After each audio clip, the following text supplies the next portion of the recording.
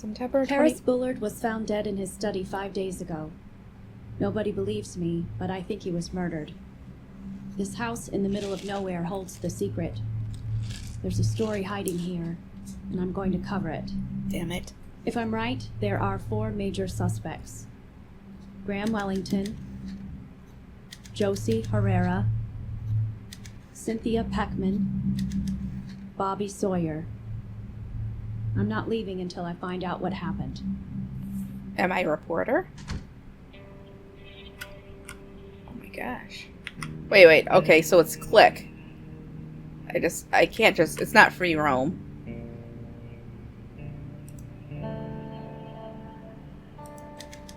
Alright, in and out. Easy. Just have to find some evidence and get out of here. Small parcel tied tightly with twine. Can't open it with my bare hands. Reclusive professor found dead in home. Gove, Kansas. Harris Bullard, a retired college teacher, was found dead in his home Monday. The body was discovered by Bobby Sawyer, who worked part-time for Bullard, running odd jobs. A police investigation has concluded that Bullard died of natural causes. He was 63. Bullard moved into his home on Rompo Way several years ago, but was rarely seen about town. He was a private and reclusive man who seemed to have few friends. Bullard raised eyebrows last year when a former student, a pretty young woman named Josie Herrera, moved in with him. Ooh, pretty young student. Bullard's will, written in 1957, leaves his entire estate to his ex-wife, Cynthia Peckman. Peckman will reportedly sell the house and its contents immediately. Harris was a genius in his discipline, said Graham Wellington, a former colleague. The field of neuroscience is considerably poorer without him. Okay. Tired recluse, found dead in his study. Police ruled death natural. Got it. Bobby Sawyer ran errands for Bullard, found the body. Josie Herrera, Bullard's live-in assistant, and probably mistress. Ex-wife, inheritor of Bullard's estate. Former colleague of... Okay, alright, so we gotta find some clues. An old piano. It's blocking the way. Alright. I can't lift this stuff with one arm, even using the hand truck. It's not a hand truck. It's a dolly. Okay. Let's go over here. This is it. It's the crime scene. I'm sure this door leads to the room where Bullard's body was found, but it's locked. What are all these talismans on here? Alright. Wait, this isn't the crime scene. I need to investigate the study. Alright, well, how the hell do I get in there?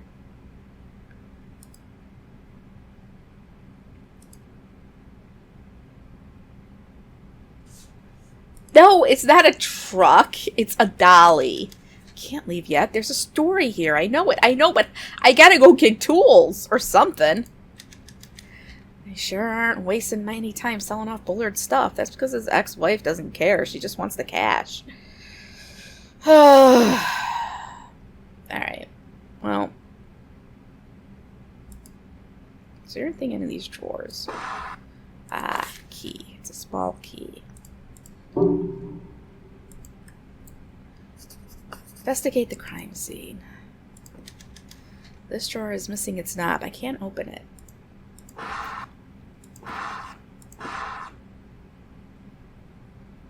I'm not a truck. Alright, let's open this door. The small key unlocked the door.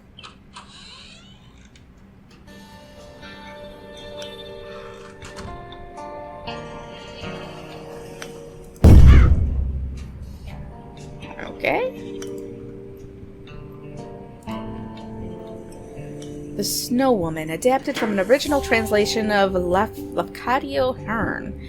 An old man and his son climbed a mountain to collect firewood. It began to snow heavily, and unable to make it back home, they decided to pass the night in a small hut. In the middle of the night, the young man awoke to see that the door had blown open.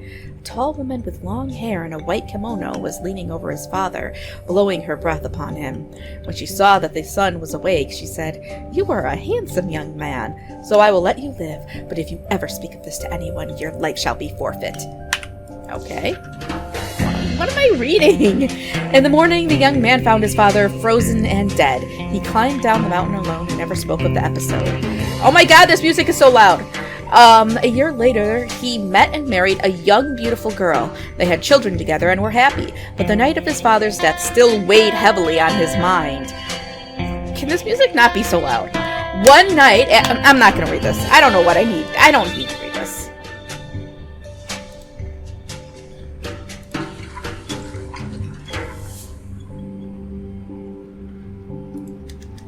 Issues of the Journal of Physiology and a bunch of medical books with names I can't pronounce. It's a clay statue with a weird face. I've never seen a map laid out like this. There's a spot marked with an X on it. Okay, hold on. Can I get to I just want options. There's no sound. Oh my god. Why is this music so loud? Hold on.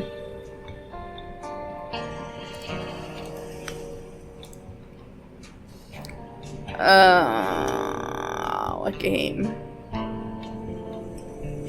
No, I want sound mixer. There we go. This has got to go down a little bit. That's better. Oh my god. Okay, now get out of here. Oh my god. Come on. There we go. Alright, that's better. There's an X indicated on the map. I don't know what that is.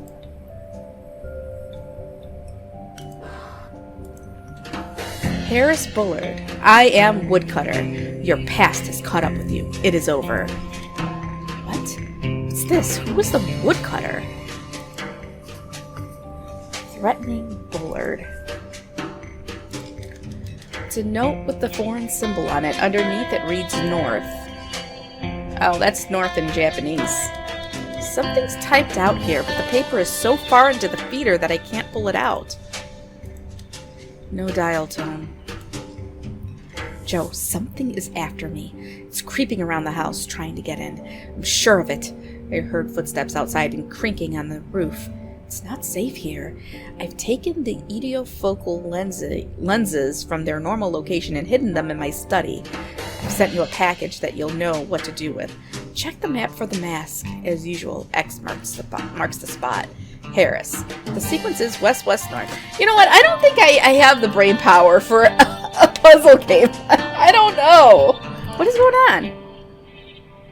Oh, this is where I found Dad. This is where Bobby Sawyer found Bullard's body. He's been dead for a couple of days, though. It'd be better if the music just didn't start going blasting all crazy loud. Something about this painting makes me uncomfortable. It's very bleak. I don't know, it's kind of nice. There's a page from a manuscript here. A man who could see with his skin. The liminal toilet game. In 1926, I met a man who could see with his skin. His eyes were sealed with wax and bandaged, yet he remained aware of the room around him. He held up signs, which he read, and fingers, which he counted, even when we stood behind him. After the performance, I gave him $200 for the secret. He explained that he could see as long as some part of his skin remained exposed to the air. He described it as a shift in the wind or a slight breeze on his face, and subtle motion of the hair on his arm. After years of focus and practice, he had developed the ability to form a mental image of his surroundings based only on these slight sensations. This man had achieved a form of idiofocus. Granted, he only had access to a very narrow range of sensory information, but the result was powerful. I immediately resolved to discover the secret of his ability. Now, almost 4 decades later, I am very close. It's a newspaper clipping here. It reads, Eyeless Joe, found dead in hotel. Weird. Alright. Can somebody find a game where I'm being chased by a serial killer? I kind of just want to run. I kind of want to run and scream. Oh my god. Doesn't turn on. Guess it's broken.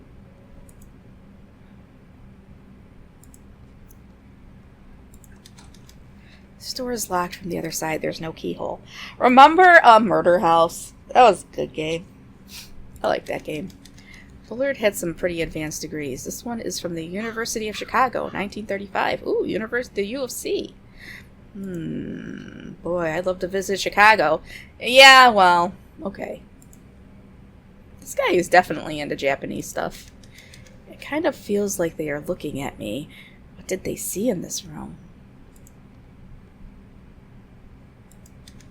Quantum mechanics and functional analysis. Not exactly light reading. It's full of technical books. I wonder if Bullard actually read them all.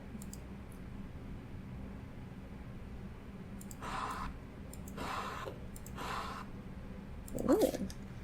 What's this? It looks like a tiny camera lens. Circular lens.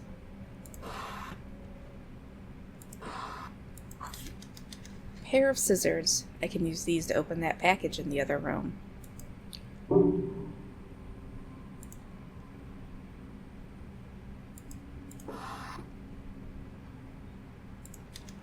Dictionaries and language reference. Looks like a lot of these books aren't even in English.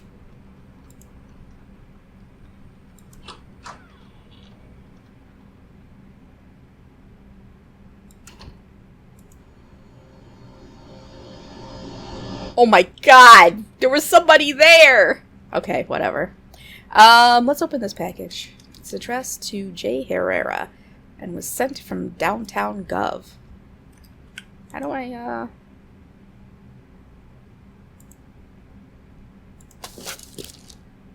Quaidon...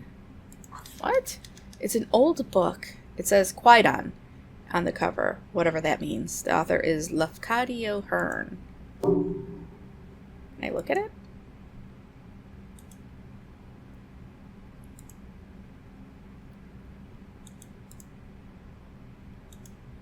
I can't do anything with that. Alright, well, I got this book. Oh, you have seen this before? Ugh. Please don't have the music just start going nuts. Oh!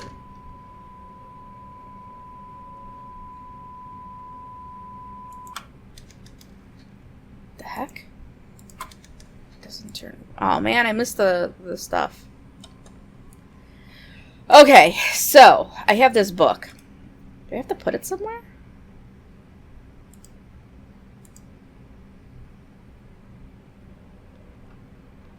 Ah, I think so. Press B or right mouse for inventory.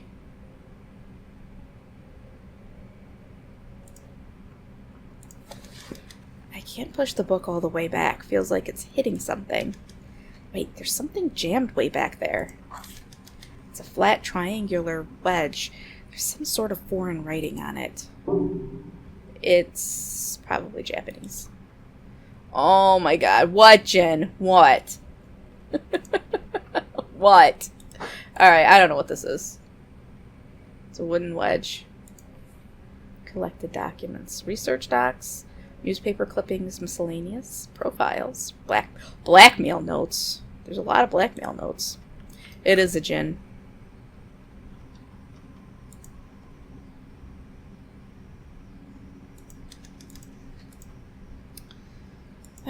No, I'm not going to restart it, because then the music's going to get really loud again. This door is locked. Okay, so now what? Did I miss something here? Ooh, it's another lens. I found 2 of them now. Circular lens. I close that up. Nothing. This room is a regular library. Some of these volumes look ancient. It's all covered in dust. I can't clean the evidence. There's no evidences to clean. Ooh, music. It's a record player. There's no record inside. It's a picture of a woman. She's wearing a white kimono and standing in the snow. This dude was a weeb before weebs were a thing.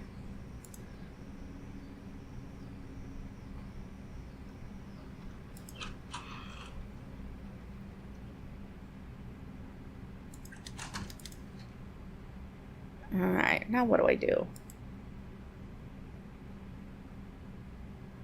Oh, I don't know. This takes place in 1965. I did all the research for the story, but Bob put his name on it anyway. Story is going to get me out of this backwater town. Oh, so she's a reporter. Alright. So the movers pushed it over here. If my arm wasn't broken, I could push it back. Well, but they're not like the same type of weebs. No, I wasn't born in 65. That was before my time.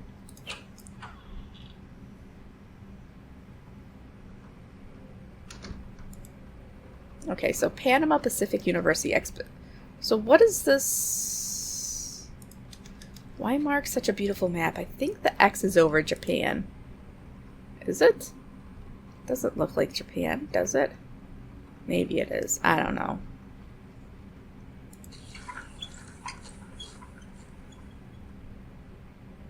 Ah. Okay, put the wedge there.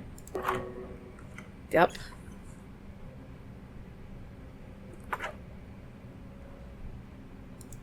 Ooh.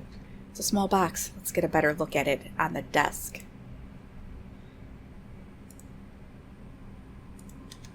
One of the buttons is missing. Didn't I just put that in the, on? Oh, no. There it is. No, I was not. And what is a Hero Request 800? What is that even? All right.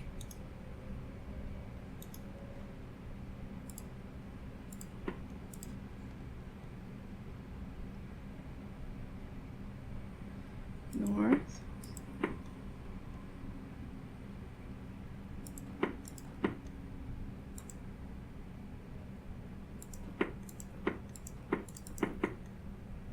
I don't know. Alright, so that's north.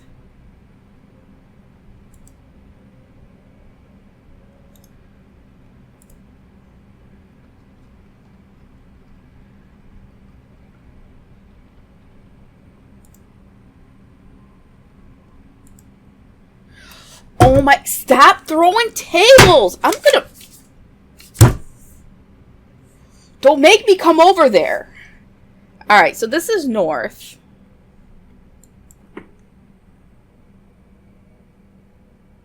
I'm trying to think back to Mahjong. Which one of these is...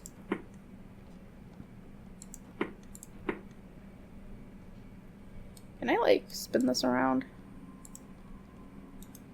I mean, I know that's part of the puzzle. Let's see. I can just, maybe I can look at this. Oh, here we go. No. Can I close this up? I don't know what it is, Jen. It's something. It's only September, but today is cold and dark. Fall is here, I guess. Yeah, yep. Alright, so this is north. Well, then which one is south? But these look the same. Oh. What the heck? I see the lens fit into the mask's eye sockets. It's like a weird pair of goggles. Weird. What?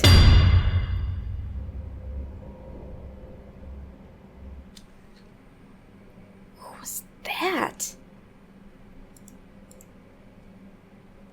What? I'm not drunk yet. That happens later tonight. There's no change under here.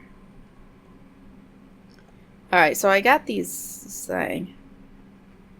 So...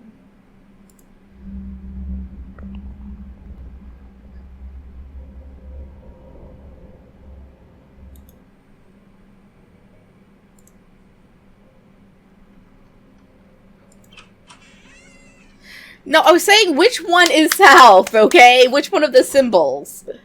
Oh my god. Oh, is that open? No, it's not.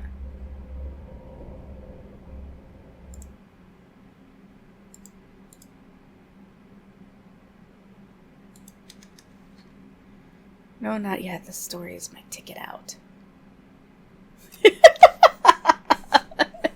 No, no, Jen. I don't see anything there.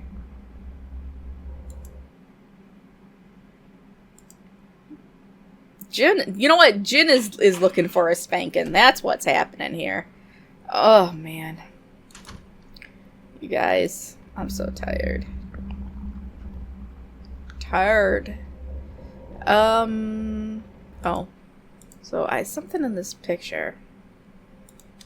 Is there something more to this painting? There's a page taped to the back. Josie, if you're reading this note, then something must have happened to me. I may be dead or missing. If so, you're the only person who can save our research. The truth is that I'm being threatened. It started before I left the college. I get notes every few months from somebody calling himself Woodcutter. What he wants is access to our research. He wants me to turn over our plans for the lunar dream apparatus. Josie, my life is in danger. Woodcutter knows things, secret things about my past that nobody should know. I'll not yield to simple blackmail, but lately, threats have escalated. I am sure that I'm being watched at the house. I sometimes hear things on the other side of the wall. Yesterday, with the mask on, I thought I saw somebody reaching for me. It's a warning from my subconscious. I am no longer safe. I've locked our research away in the safe upstairs. I want you to retrieve it and leave. Destroy everything before you go. Burn the house down if you have to. Just get the research and get out of here. Head for a big city where it's easy to hide. I'm counting on you, Joe. Don't let our work fall into their hands. Harris. Blackmailed by Woodcutter. Primary suspect. Ordered by Bullard to destroy their research and split. I knew there was more to the story. Whatever Bullard was mixed up in, I bet there's evidence in that safe. I gotta get in there. Who is Woodcutter? Open the safe upstairs. Okay. Alright, how do we do this? I gotta get upstairs. I'm monster truck tired. It was all the running around I did today. I had to do grocery shopping and stuff. My hunch was right. Bullard's death is definitely fishy.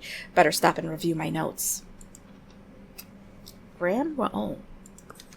No, that's not. Oh, wait, Harris. Oh, it's a quiz. This is like I think I can't think.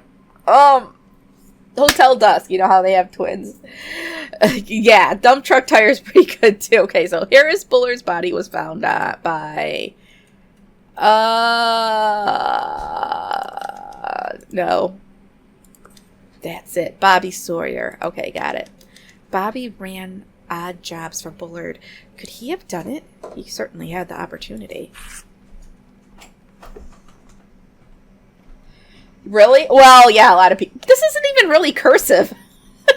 But yeah, people don't know how to read cursive anymore. Bullard was scared. He worried about losing his secret research, his money, his friends, his home, his research. All right. Blackmail. I knew this would be a scoop. Somebody wanted Bullard's research. He must have been killed for it. Bullard was being blackmailed by the Snow Woman, the Cato Hearn, Woodcutter Anonymous. You know, when you have to read, like, lawyers writings, when you have to read and decipher it, you get pretty good at it. That's it. Woodcutter. What is that supposed to mean? This is the kind of juicy detail I came here to find. Okay.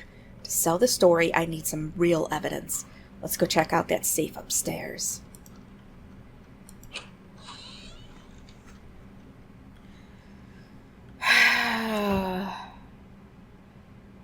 I feel like Yeah, I don't know. I feel bad for the younger generations. I don't think they're getting the education they need. All right. I can't lift. It's because they grow up freaking using freaking iPads and cell phones and texting. It's crazy. Jen? You better study. I mean it. You better do well on your standardized test, or I'm gonna tell your mom.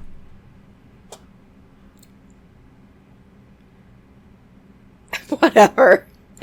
Alright, how am I gonna get upstairs? Oh, can I go open this door finally? Oh, there we go. Ooh.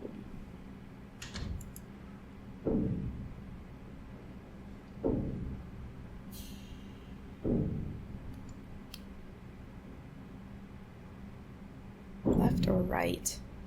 Let's start left.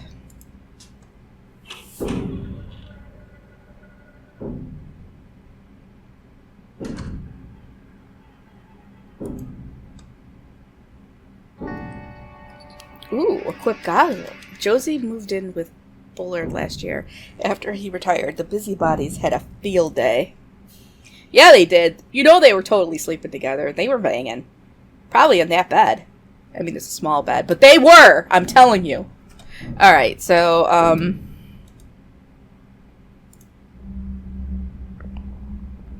what?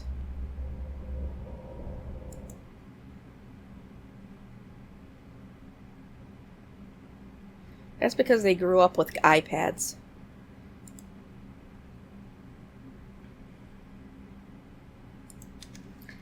What do we have here?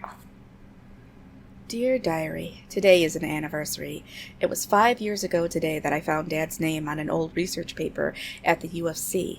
He had written it in 1933, 8 years before I was born. I didn't know he had gone to college. I had never really thought about his life. He was just a name on my birth certificate. Dad ran out on Mama after the war. He had gone off to fight and just never came back. When he stopped writing, Mama thought he'd been killed. I remember her crying at the kitchen table. The war ended. Life went on. Mama died without ever finding out what happened to him. I used to hate him. Hated the idea of him. Hated my mother a little bit, too. I figured Dad was just a deadbeat who ditched Mama because he didn't want a kid. But when I found out his name in the library, something changed. I couldn't stop thinking about him. Deadbeat dads don't study physics, do they? What is he doing now? What does he look like? Is he married to somebody else? I traced him here to Kansas, but finding him is taking longer than I had expected. Came to Kansas to look for her father. So maybe Josie was his daughter.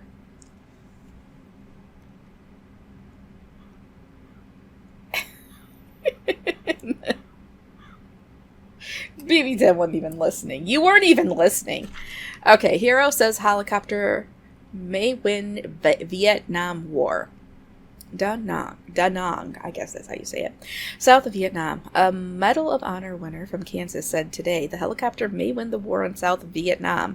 Marine Major Douglas Big Tom Thompson, 39, of Fortuna, won the nation's highest military award during World War II, manning a bazooka in Iwo Jima. Major Thompson is attached to the Marine Helicopter Squadron operating along the coast and northern border of South Vietnam. Thompson's father lives in Wichita, Kansas. As a leatherneck, Thompson destroyed 16 Japanese strongpoints and killed 75 Japanese in Iwo Jima in 1945. He is the only Medal of Honor winner currently serving in Vietnam. The most effective weapon the Viet Cong use is terror. The big pipe-smoking Marine said, the most effective one against them is the helicopter. Okay.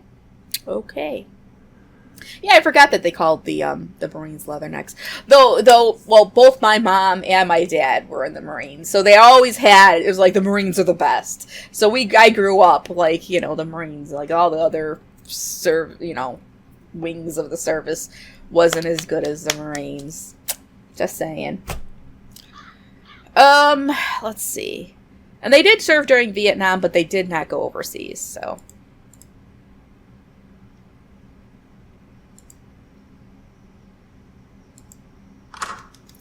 Something is holding the lid closed. There's a small dial mounted on the front. I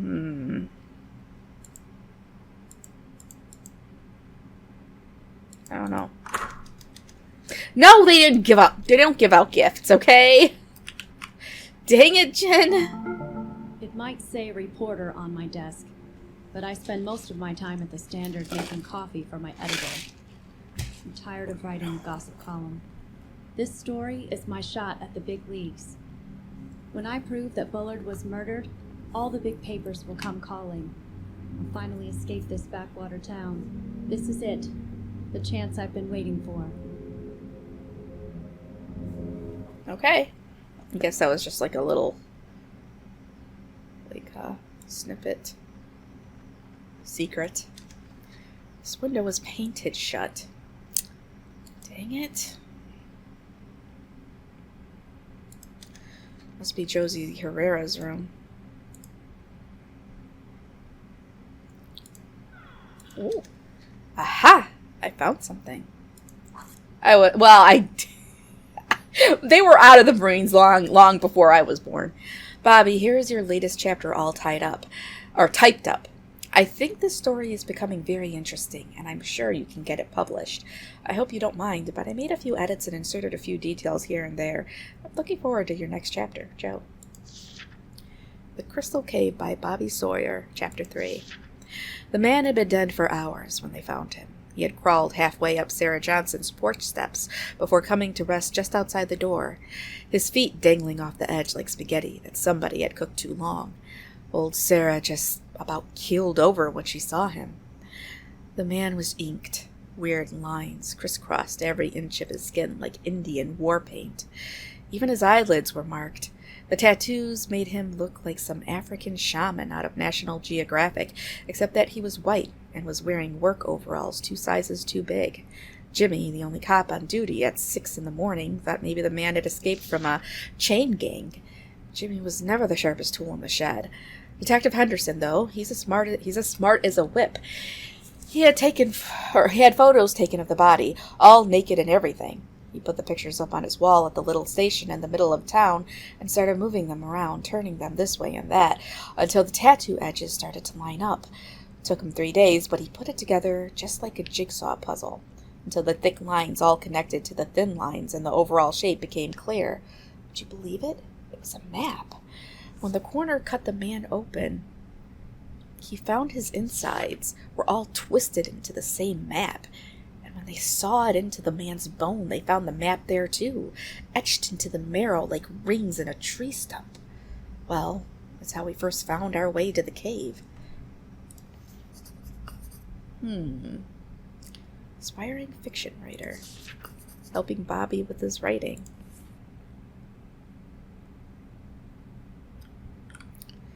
Alright, I think that's all in here. Or did I didn't go on here yet. What's in here? Not much of interest. Dang it. Red herrings all over the place. Alright, let's go.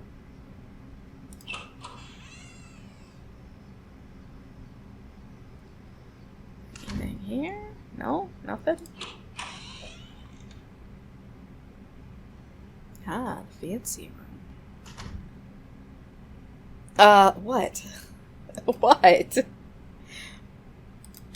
The fireplace is full of logs.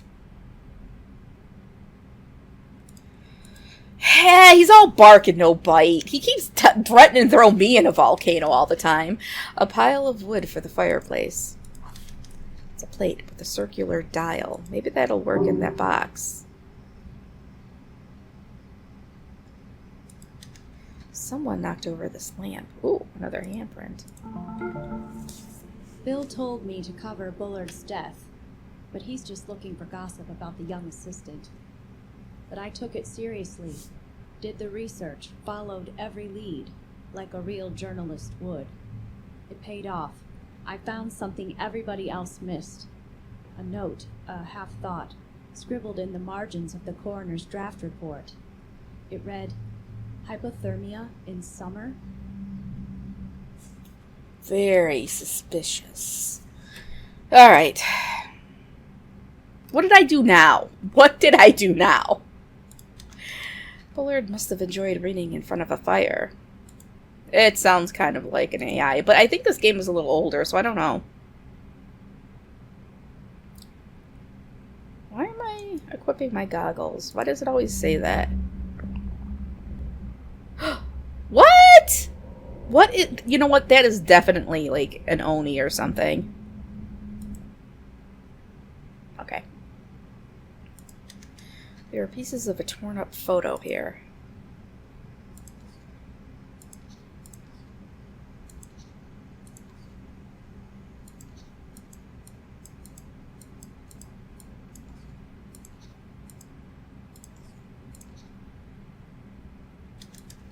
It's an old photo of two men on a ship. Well, am I in a freaking volcano? Okay, so what was that? Where was that? It was collected documents. Miscellaneous? Maybe that was in miscellaneous. Yeah. James Lowry and Harris Bullard, USS Essex, 1943.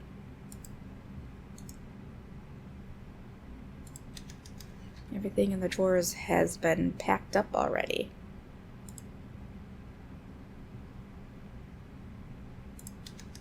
The wardrobe has been packed up. They really wasted no time in cleaning this place out. I know, the ex really wants her money. Harris Bullard, I am Woodcutter. I know your secret. James Lowry sends his regards. What? This Woodcutter character is my prime suspect.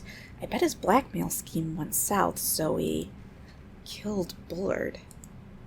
Very suspicious. Here's the safe, but it's locked. Find the safe combination.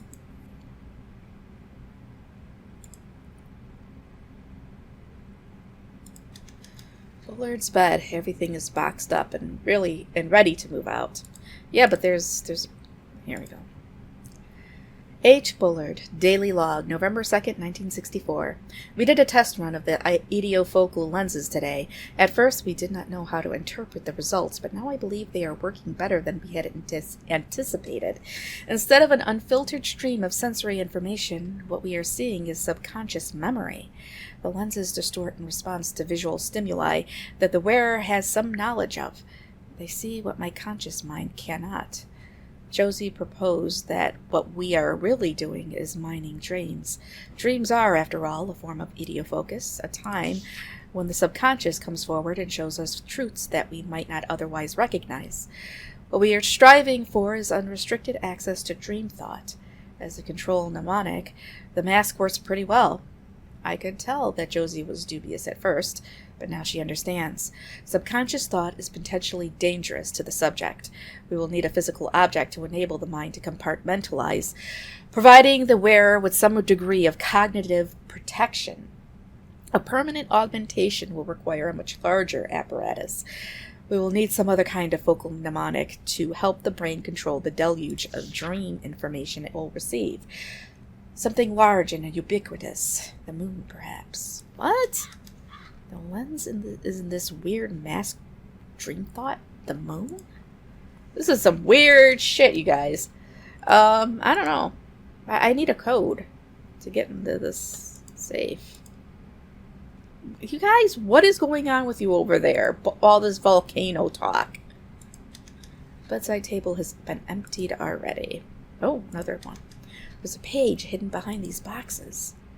H. Bullard, Daily Log, April 9th, 1964.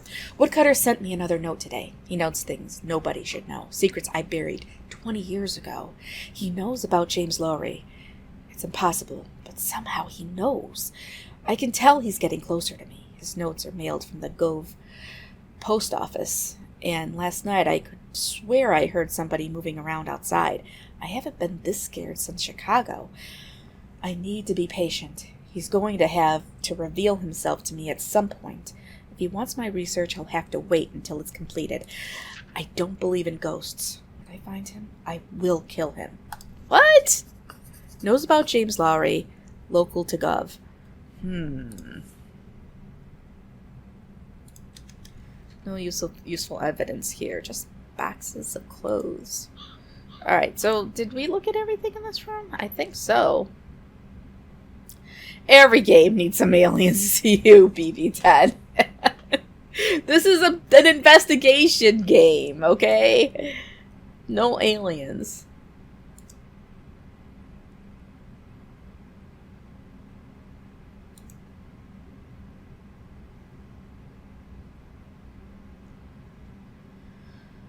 Fine, I'll put on this stupid mask again. See, look. This guy is, like, looking at me. I don't know.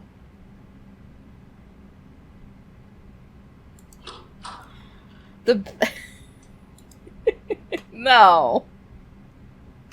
Alright, so now what? I need to be able to open up. I don't think I can. Let me try.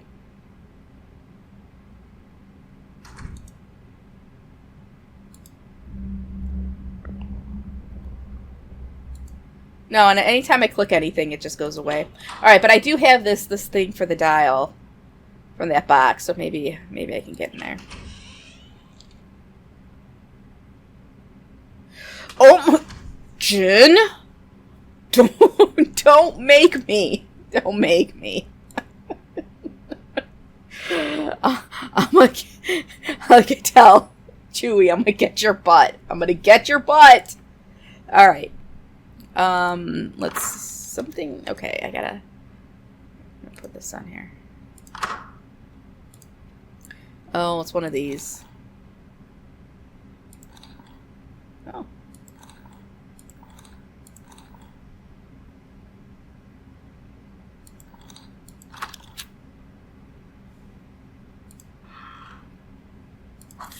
It's a small wooden knob. Small knob? What else? Dear Diary, today Dr. Bullard and I built a chassis for his new weather device. It's weird, as usual. I don't really get why we're building it, but Dr. Bullard doesn't explain things. Tomorrow I need to go buy some bottles for the base. Today was Mama's birthday. She would have been 54. I bet she would have liked the work I'm doing now. I hope she's proud somewhere. It's chassis, okay? Chassis! Whatever! It's what I say it is! Okay? Stop it! I had a nightmare again last night. It's been over a year since I had it last, but it never changes. I've written about it over and over, but the writing seems to help. So I'll tell you about it again. I'm 5 years old, in our apartment in Chicago. It's dark. I have gotten out of bed to get some water, but I hear something coming from Mama's room. I peek in and see a tall man standing over her. He has his hands around her neck. He's breathing hard, and in the cold night air I can see his breath. It streams out of his mouth like smoke and seems to cover her. There isn't any breath coming from Mama. She's already dead, but he continues to squeeze. When I was a kid, I thought the dream would go away when I grew up. It hasn't. He has recurring dreams about her mother's death. Rats. The safe combination is in here. I'm pretty sure I saw a drawer with a missing knob. Downstairs, though.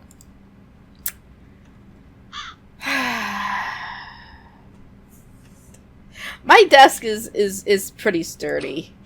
It's taken quite the beatings. Oh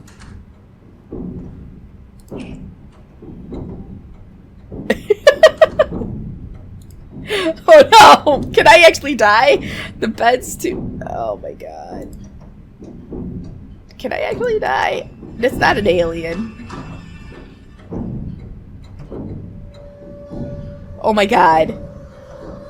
Dead.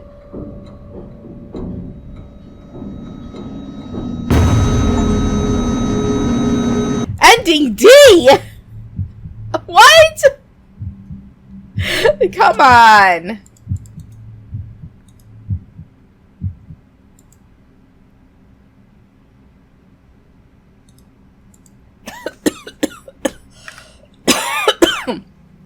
Alright, let's continue.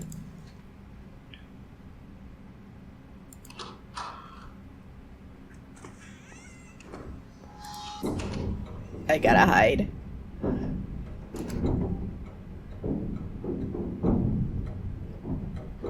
Whew. He'll never find me here.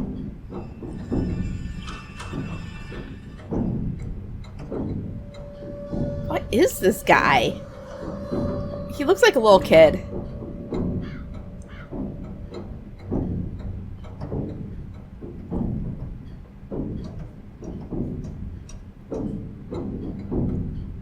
God. Come on! How am I supposed to... how am I supposed to get away from this guy?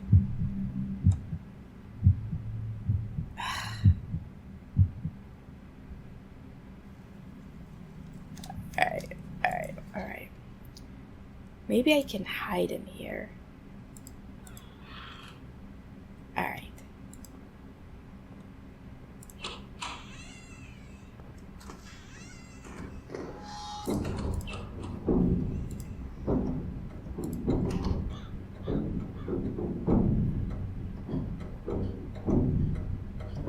Hopefully. There's only so many places I can hide. Mashu, come here. Yeah, come here, baby.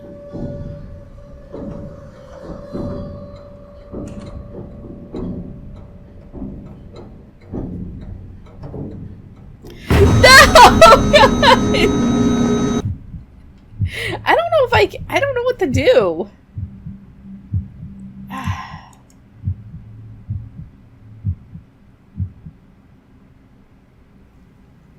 Alright, let's see. There's gotta be...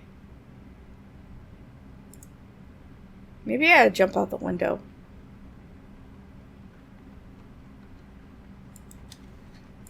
It's not budging.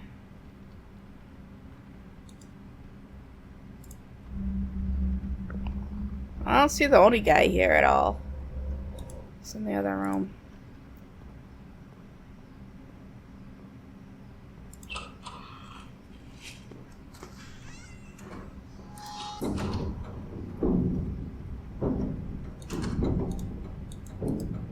I can't put the mask on.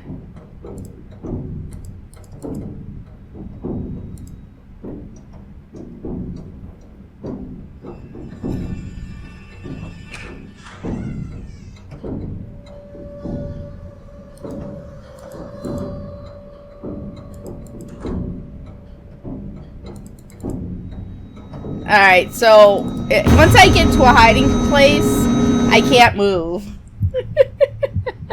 I can't, it won't let me move unless, shit. I'm about ready to look this up. There's gotta be, people probably are complaining about this. How do we get past this one part? Alright, that's not it. I know, there's gotta be a trick, but I don't have...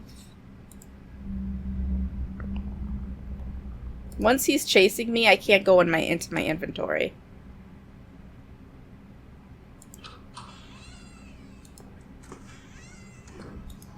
Who is that? Run. Just run. Window. Maybe I can get out the window. Window. Oh, thank goodness. What? How is it winters?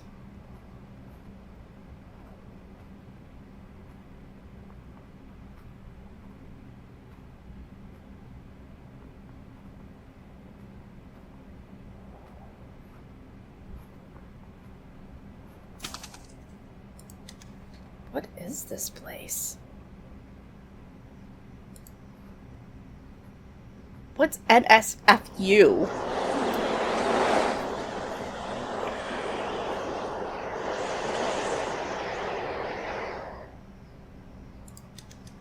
This looks familiar. Am I going in circles? Probably. Oh.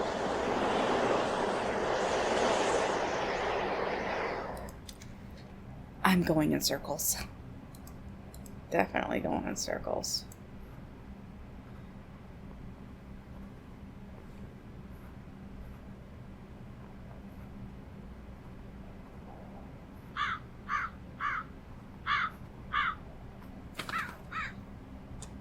Where did it go? This way?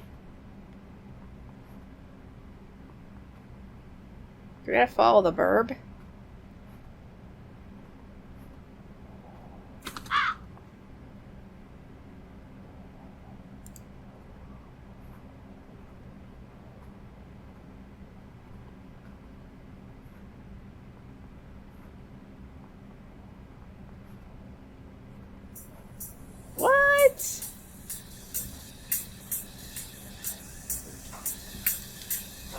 is going on here? Is this like a bunker?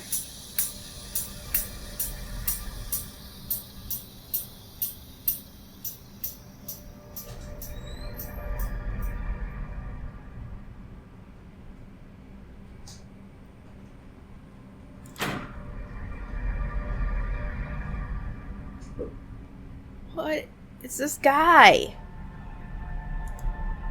I don't want to walk past him.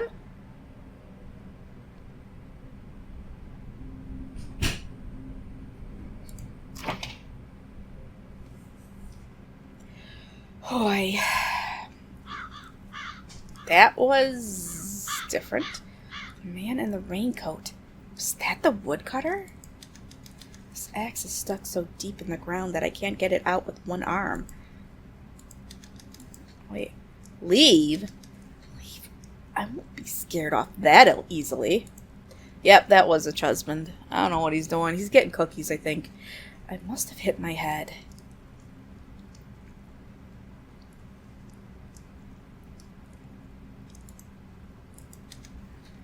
I need to get out of here. Alright, well, how do I move? Yeah, I bought cookies. They're not going to last a day. I'm not leaving until I figure out what's going on. I would, but he didn't bring me any. Well, that wouldn't be stealing, would it? Dr. Bullard, I followed your instructions to calibrate the Tempest prognosticator. Your concern was correct. The bottles must be placed from heaviest to lightest to produce accurate results. The actual weight depends on the leech used, so I have to recalibrate every time we want to take a reading. Also note that recalibration is required if the battery in the base dies. However, the device works as intended. Once the model is aligned precisely with the moon, it may then be used to start the lunar dream apparatus safely. Josie. Bullard's research is crucial to the story. I wonder if I can get this thing working. Calibrate the device. To scale.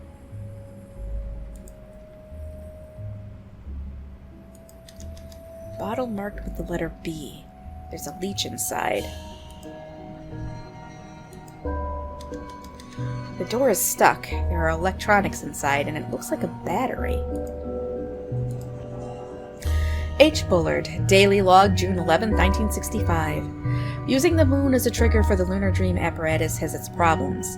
The moon must be full, or nearly so. The night must be clear, and the process must be started at a very specific time to ensure that the moon is visible from inside the chamber. Josie's been following weather reports and using lunar charts to try to predict days for ideal test conditions. But it's an error-prone process. The data we get back from the weather service just isn't precise enough. Today I hit upon the solution. We'll build our own weather device. In fact, we can base it upon an exceedingly accurate design from a century ago, the Tempest prognosticator. I'll have to make some modifications for our purposes, of course. I'm sure that with some tuning, we can build a device that responds exactly to our weather needs. Then we'll need to get some leeches. This guy is he's a mad scientist. No, I'm not starting over because you were outside, but I'm gonna go get a cookie. I'll be back. I need some cookies. Chewy, I'm getting cookies. You sit there.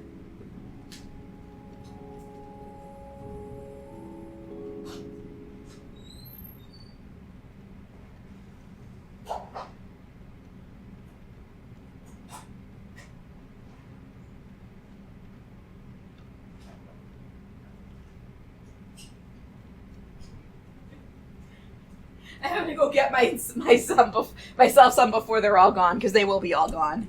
The container is like more than half empty already, and I just bought them. All right, they're little mini chocolate chips.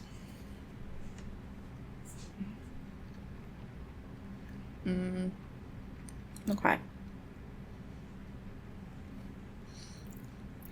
Actually, we'll do this first while I'm crunching.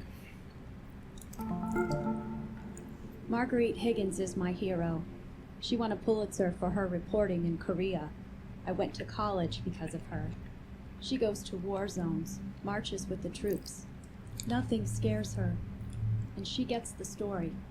Marguerite Higgins doesn't run from a juicy story just because her life is in danger. Neither will I.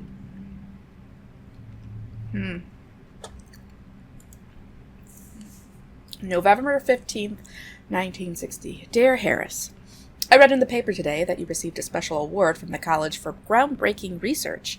I am writing to you to wish you my sincerest congratulations. I've said some things that I regret, but today I wish only to extend good wishes to you and your future endeavors. Do you know the scene in North by Northwest when Cary Grant disrupts an art auction? He makes nonsensical bids until the police are called to haul him away. I saw it last summer at the cinema we used to drive to in Logan. It was lonely to go alone, but that scene made me smile. My life feels like that sometimes. I poke my head up and say something crazy every now and then, just on the off chance somebody will take me away from all this. I'm no Cary Grant. I'm afraid. I would like to hear from you. Please write me back. Sincerely, Cynthia. Oh, Mrs. Bullard? Well, I mean, they were once happy, I would think.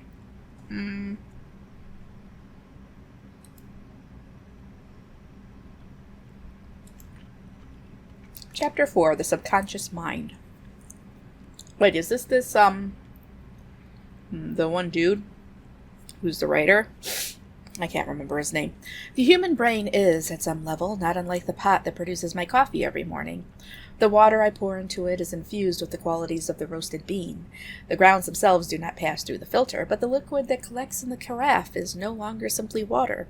It has been permanently altered. Every part of my body is a sensitive instrument. My skin, my eyes, my muscles, my tongue. If I am a coffee pot, the stream of physiological information is the water, and my conscious mind is the coffee in the carafe. And the sieve, the filter that makes the drink palatable, is the subconscious mind. This is too much thinking for me. Too much thinking. Alright, so where are we? Alright, so there's the piano over there. I think. I don't know.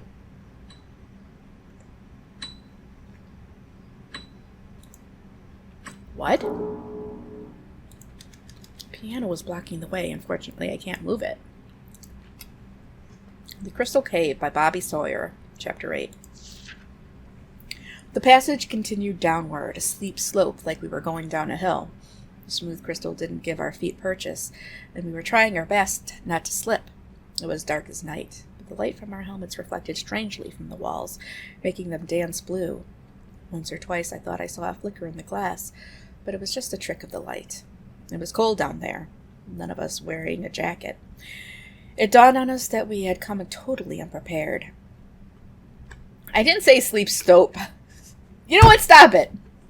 A few hours before we had been whooping and shouting, excited by the crazy angles that cut the crystal entrance out of the cave wall, sure that we'd found something that was going to make us rich.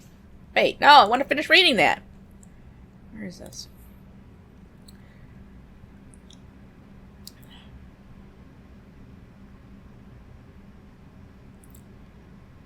There we go. Chapter 8. There we go. All right, now we walked in silence. Henderson's face wore a hard, determined look. Johnson's was all suspicion. Jimmy just looked scared, his skin pale and his eyes wide. I opened my mouth to say something to him, then shut it. Either we'd find a way out or we'd die down here. All there was to it. It was then that Johnson screamed. Whatever. I've been doing a lot of reading, you guys. A lot. Okay, oh my god, there's so many pieces of paper. Okay. The fireplace has been used recently in the summer. Portrait of Bullard. Feels like he's looking at me. He's giving you the side eye. Look at that. That is an epic side eye.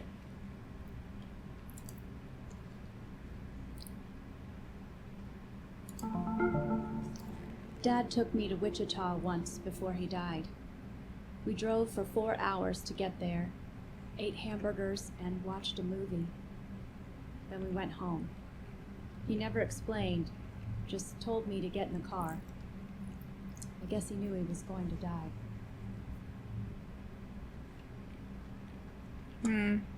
Maybe.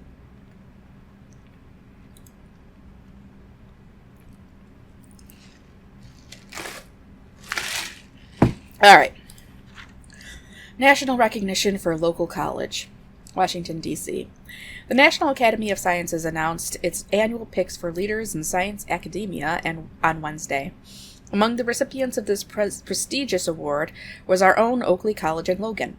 The college won recognition for a controversial research paper published by the school's small neuroscience department last year. We are very proud to have our work recognized in this way, said Dr.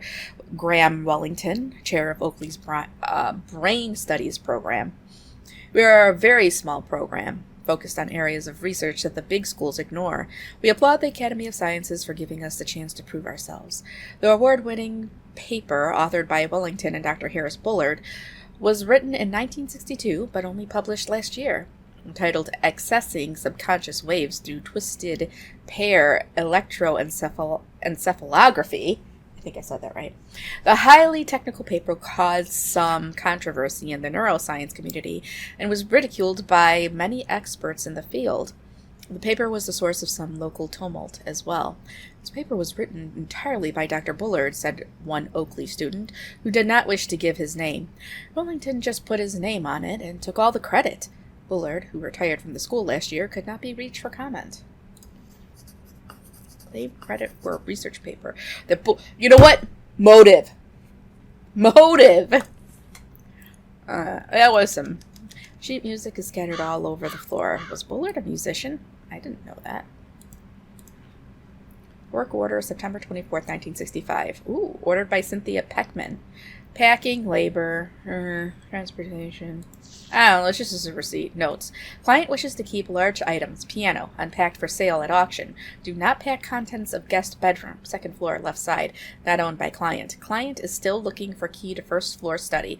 Will provide by 9/26. All expensive looking items are to be packed separately for immediate sale. Music mystifies me. I don't even know what this is. Some sort of concerto?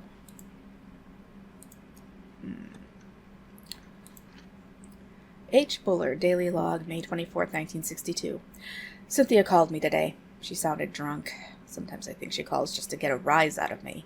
I maintained my calm this time, declined her invitation to meet, and told her in no uncertain terms that if she was looking for money, she had best look elsewhere. And now I am going to get drunk myself. Graham came by my office this morning. He had a strange-looking envelope. It was addressed to me, but had been pushed under his door. It bore no return address, just a single word, woodcutter. I had to run to class and haven't had a chance to open it yet, but something about it makes me uncomfortable. I hope it's not another love letter from a student. Graham is a weasel. He's never stepped foot in the lab or run an experiment, but he makes it sound like he's the brains behind the whole program. Without me, he'd be a washed-up theorist with nothing to his name. Wants nothing to do with Cynthia. Cynthia thinks little of Wellington. All right. No! Chudah. This is really the middle of nowhere, even for Kansas. Just weed as far as the eye can see. Oh, another paper. H. Bullard, Daily Log, August 18th, 1965. The little mail fraud enterprise Bobby and I are operating has paid off. Since the beginning, I have had suspicions about Woodcutter's true identity, but I cannot confront him without evidence. Several months ago, I started paying Bobby extra to steal outgoing correspondence from a particular individual's mailbox. We steam open the letter, give it a read, and then send it on its way. It's not the most exciting trick in the book, and Bobby certainly doesn't like it, but I found it an effective method of surveillance. Today we intercepted a very interesting letter. This one confirms most of my theories and has been locked away for safekeeping. When I have one or two more pieces of the puzzle, I'll nail Woodcutter to a wall. I'll have to do it quickly, though. The device, my ace in the hole, is almost finished. When it's completed, there will be no reason for Woodcutter to let me live. I'll just have to get to him first.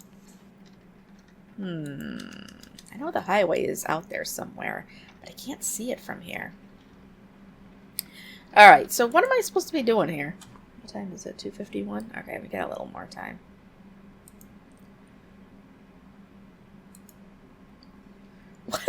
Whatever, Chuggist. It sounds like a monster. Ooh, kitchen. Somebody was in a rush to pack the stuff. These boxes are ready to go.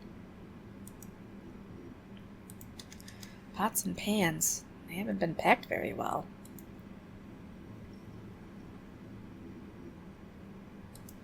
Stovetop is clean. Probably works.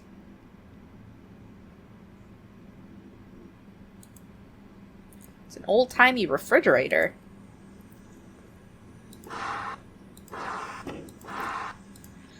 United States Patent Office. Patented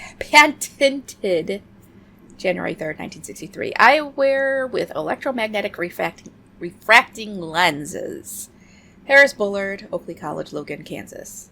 Oh. Abstract of the disclosure. A pair of goggles is provided which includes a metal strip, a battery, and lenses, an assembly which, when placed over the eyes so that it rests against the head, permits the metal strip to touch the skin just above the left ear and, crossing the forehead, to touch the skin above the right ear as well. The function of the metal strip is to detect, upon contact, electromagnetic impulses from the brain and to transmit them to the lenses. The lenses are created from a glass material, referenced in another application, that is made to alter its refraction of light based on electromagnetic impulses, received from the metal strip and amplified by the battery. This invention relates to the visualization of electromagnetic activity in the brain, and more particularly, the creation of visual patterns based on the neural activity of the subconscious. How am I even getting all of these words out? I don't know. Oh, chassis. It's chassis, and I don't care what you guys say. Damn it, there's nothing good in there. Ooh, coffees. Coffee can that's frozen shut. I can hear something rattling around inside. Maybe I can just put it on the stove. And yes, I will forever say Lewis. Mm-hmm.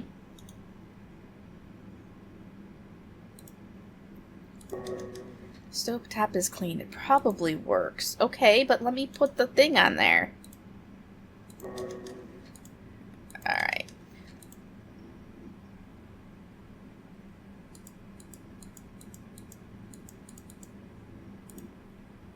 I'll allow it. You can Lewis my nose if you want. Bobby, here's a list of supplies this week. I know you're angry that I haven't paid in a month, but please wait a little longer. I have some money coming in. I'll be able to pay you soon. Okay, beans, check. Cigarettes, tonic water, white bread, butter, eggs. Where's the wines? Copper wire, 3 feet, solder, spool, vinyl tape, gasoline, butane, leeches. As many as you can get alive. Bullard owed him money. Motive. That's definitely a motive. Harris Bullard, I am woodcutter. You will complete your research and then hand it to me, or we can discuss the South Pacific in 1944. What?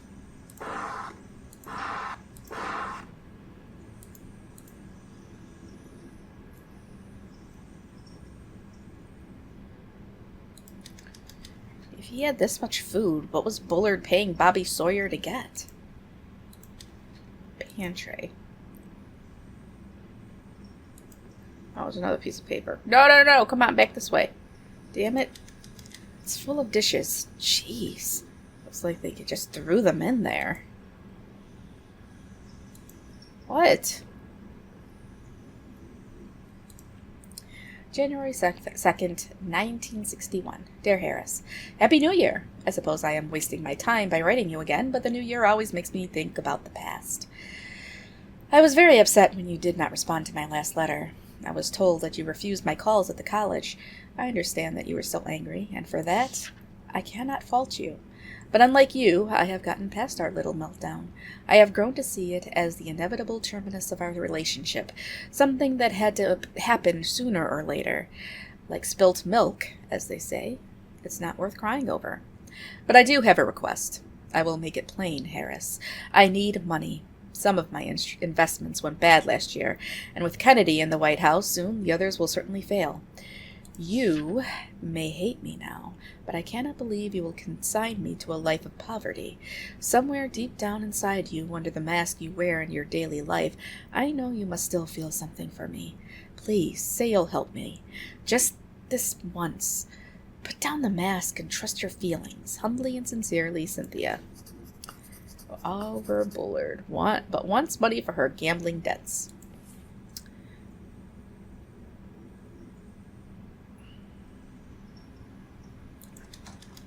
Handle turns, but the door won't open. Something is blocking it on the other side. It's locked. The lock looks really old. Okay, let's just pound that. Ooh, the bottle. The letter D is printed on the label. I need more empty bottles. Oh, those are animal crackers. I didn't do anything in 1944, okay? I wasn't even alive. BB-10 wants smackings. Lots and lots of smackings.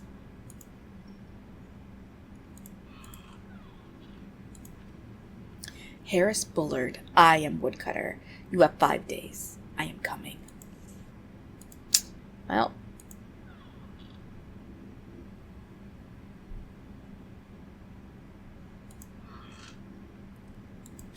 These boxes are ready to go. Alright, maybe this door.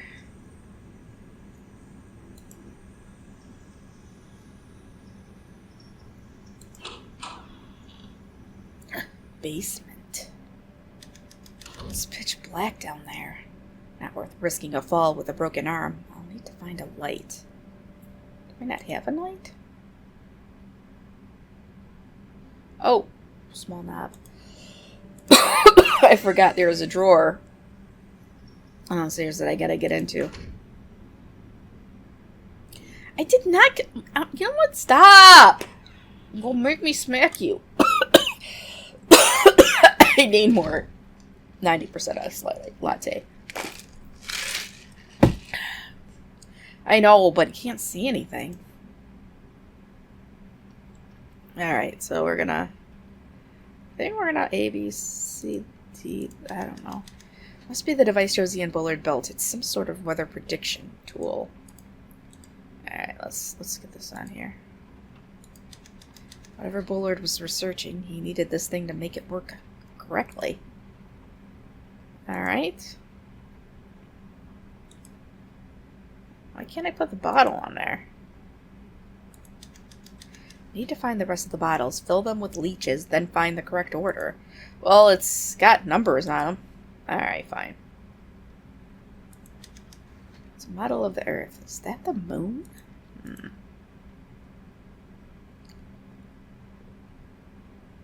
I am not sloshed yet, but I will be later. Hopefully Chesman can drive.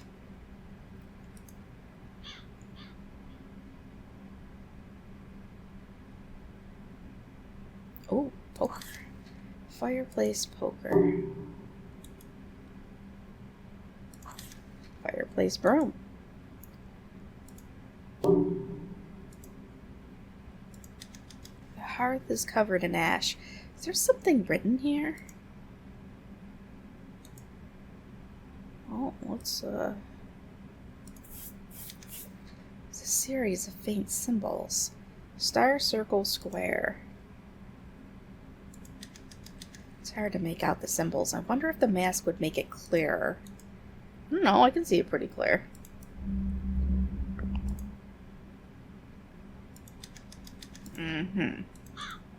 I haven't come across anything that needs those symbols, though. Alright, let's just go outside.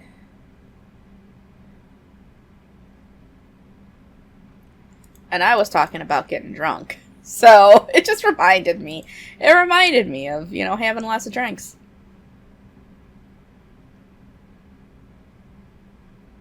I don't think they're going to have wines. It's going to be vodkas. Definitely going to be vodkas.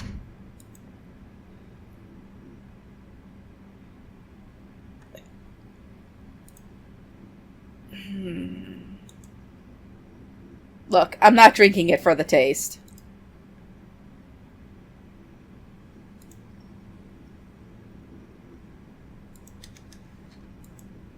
Alright, so how am I supposed to get this dang thing open? Alright, let me get a pan.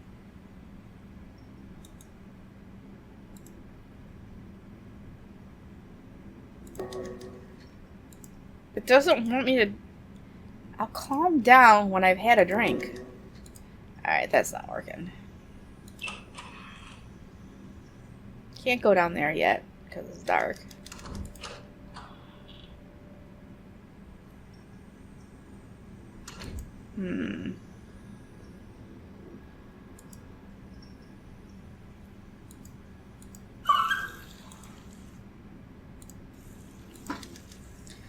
The water's too cold to melt the ice. Ice on the coffee lid, can lid melted. Alright, now what we got? What's inside? Looks like a blank sheet of paper. Is there something special about it?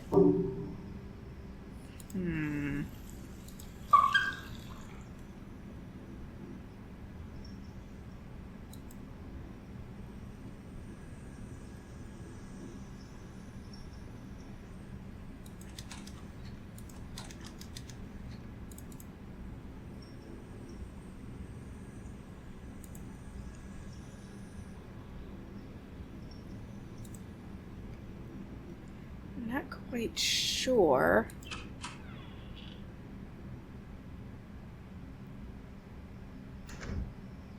What is... Why is there a scale? It's a scale. I feel like it's there because I have to use it for something. Why are you trying to cook me up? Dang it.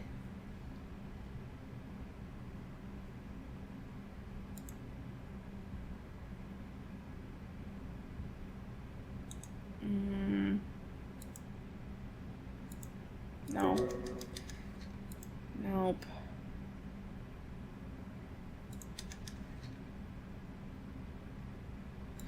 All right. So speaking of people eating peoples, I have a theory as to why my cannibal abduction upload on YouTube it got so many views. There's a lot of sick fucks out there that probably thought it was like, you know, part of their kink. I don't know, but there is a reason that it's gotten so many views, and I don't think it's because that's a popular game. Oh my god. I'm telling you. Nobody knows about that game. Why does it have so many views? I'm just saying. No, I'm not losing it.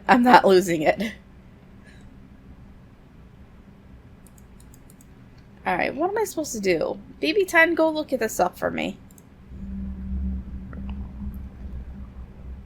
Go look up the answer.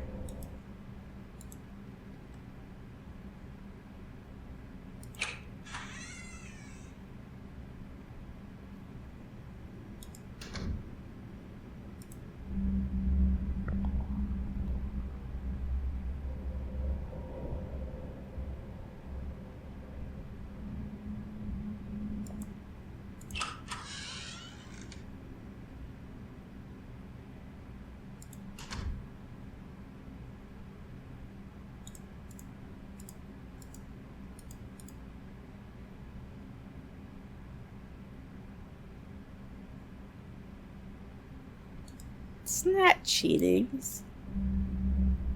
Ooh. Look at the picture. It's like a skull. Hold on. What the heck? Why was he in the corner? He was in the corner like BB10's gonna be in the corner.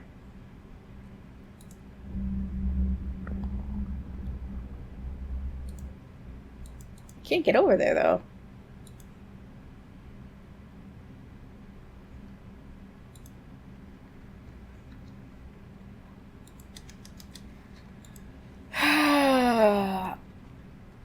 I'm stuck.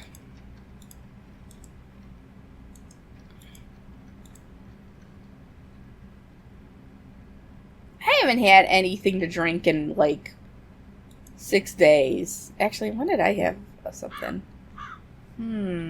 What do we do last weekend? Yeah, 6 days. I was drinking last Friday. The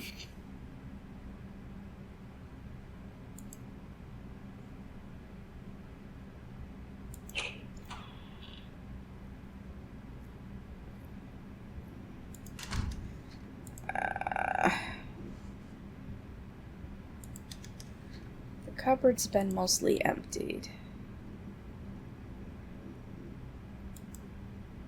Yeah, the ex is trying to pay off all her gambling debts.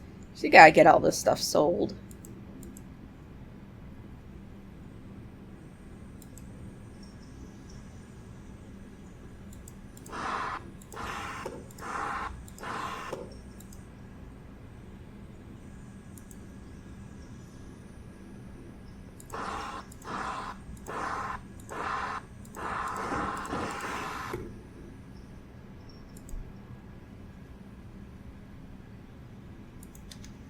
There's a well outside. If only I can get out there. Nope.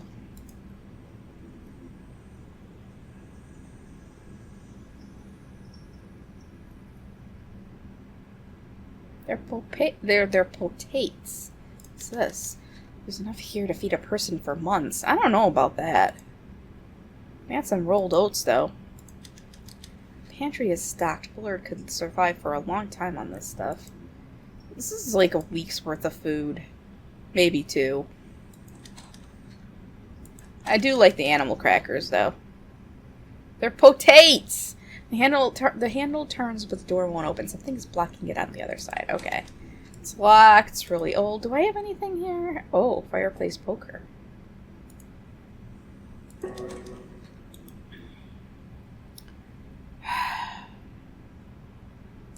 What are my objectives? Calibrate the device. Find the safe combination.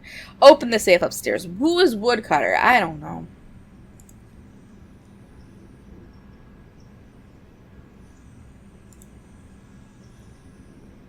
How did that door close?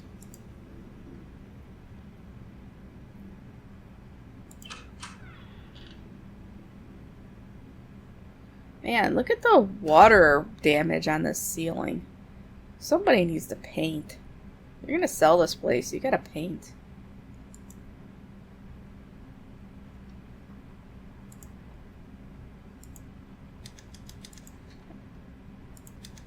Bottle mark B. Need to find the rest of the bottles, fill them with leeches, and fill them. Okay, yeah.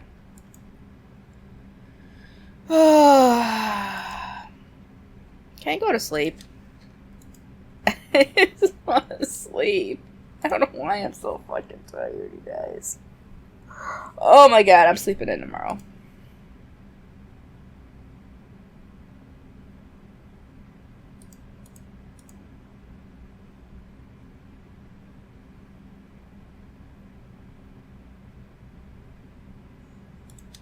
It's hard to make out. Yeah.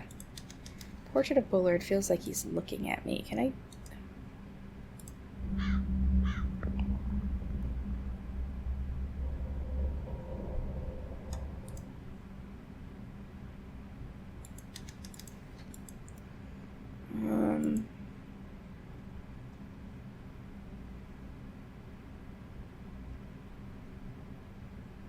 I feel like there's something, I'm missing something here.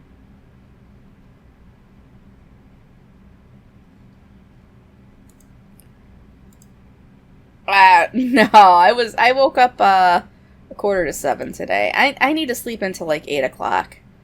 A good 8 o'clock sleep. That'll do it.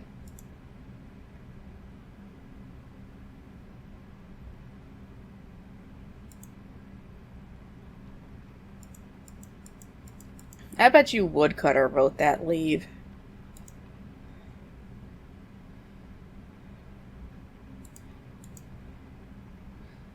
Yeah, 8. That seems like a good time. Yeah, they definitely need the paint in this place. Alright. No, 'cause noon is too late. Alright. I'm tired. And I gotta make a salad. I gotta wrap presents. And I gotta make a salad. To bring tonight. Oh, man. So I think I'm gonna save and call it here.